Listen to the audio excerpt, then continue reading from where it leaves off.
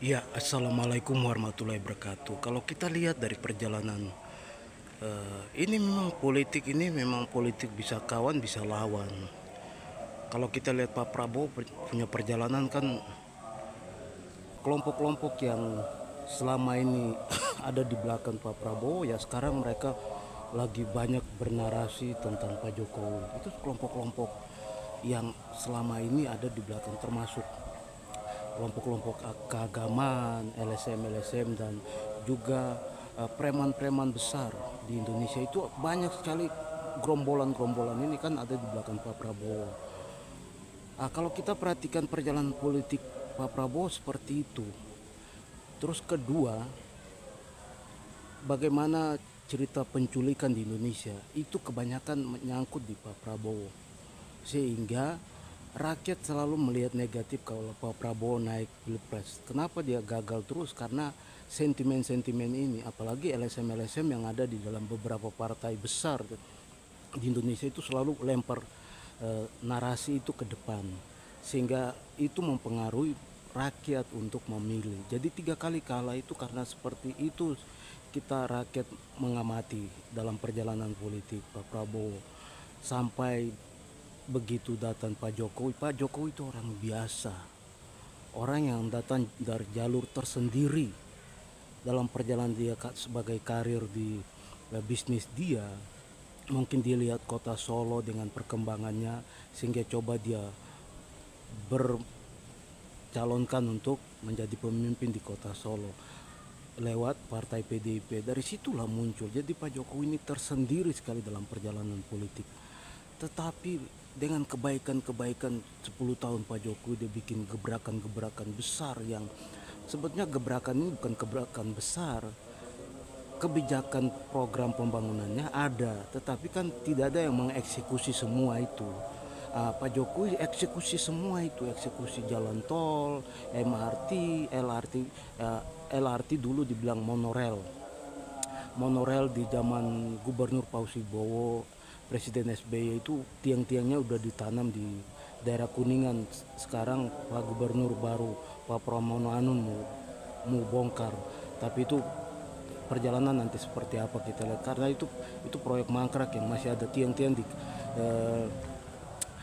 kantor DPR RI Palmera, stasiun Palmera, terus di Kuningan itu masih berdiri sampai sekarang. Jadi Pak Jokowi itu datang dari satu sisi yang berbeda, dari perjalanan yang berbeda sekali masuk di peta Indonesia, peta politik Indonesia, sehingga dia bikin gebrakan itu, dia bangun eksekusi semua kebijakan yang ada di pemerintahan, sehingga bagaimana dia lihat ada celah untuk bahwa negara ini maju. Dari situlah rakyat melihat positif Pak Jokowi, mendukungnya.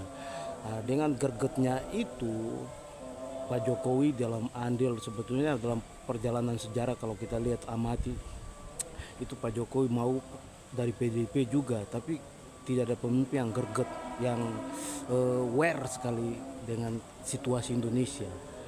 Pak Ganjar dia bilang rambut putih, tapi itu pun dalam perjalanan Ibu Mega justru mau dari PDIP harus jadi presiden. Pak Prabowo juga mau calonkan. Dua-dua mau jadi presiden kan nggak bisa, harus satu wakil. Disitulah kunci politik ini pecah perjalanan Pak Jokowi. Tapi Pak Jokowi dorong Pak Prabowo masuk.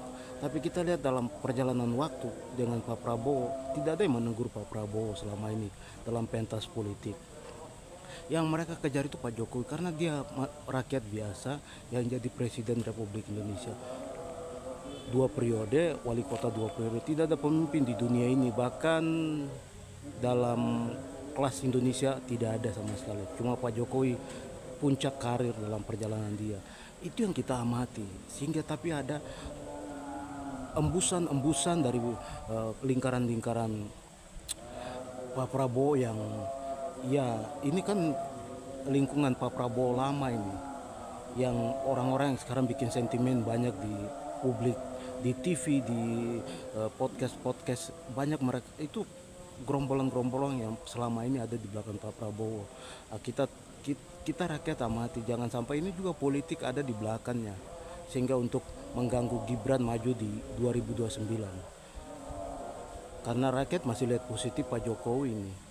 Cuma gregetnya Gibran, mudah-mudahan Gibran bisa, ya Gibran tidak harus ikut bapaknya, ayahnya, tapi Jokowi itu hebat, dia bawa Gibran masuk ke dalam pentas politik nasional, dan itu nggak ada orang tua di Indonesia atau di dunia ini yang melakukan. Dan Jokowi kita salut itu kreativitas dia dalam kepiawaian dia dalam politik, membawa Gibran masuk sampai menjadi wakil presiden itu luar biasa. Sekalipun Pak Prabowo yang memilih dia, tapi apa kepiawaian dia di dalam perjalanan itu banyak rakyat mendukung, dan semua kompetisi politisi banyak melihat positif sehingga melempar Gibran masuk, dan itu kita salut.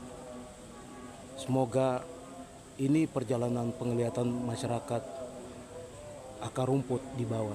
Assalamualaikum warahmatullahi wabarakatuh.